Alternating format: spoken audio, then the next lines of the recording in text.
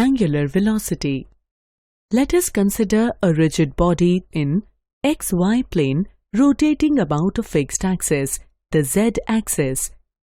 A particle at a point P describes a circle with center C lying on OZ. The radius of the circle is r, which is perpendicular distance of the point P from the axis. We define angular velocity of the particle as the time rate of change of its angular displacement delta theta. The angular velocity vector lies along the axis of rotation and points out in the direction in which the tip of the right-handed screw would advance if the head of the screw is rotated with the body. Here, for the anti-clockwise rotation, the direction of angular velocity omega is along the axis of rotation and directed upwards. If the particle moves clockwise and traces a circle, then the angular velocity omega is along the axis of rotation and directed inwards.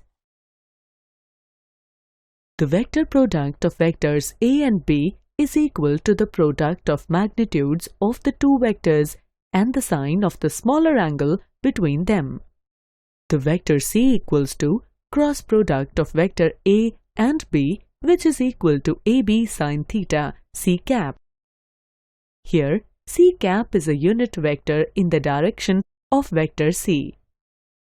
The direction of C is perpendicular to the plane containing A and B and points in the direction given by right-handed screw rule or right-hand thumb rule. From right-handed screw rule, if a screw is placed perpendicular to the plane containing the two vectors, is rotated from the direction of vector A through smaller angle, then the sense of advancement of the tip of the screw gives the direction of vector C.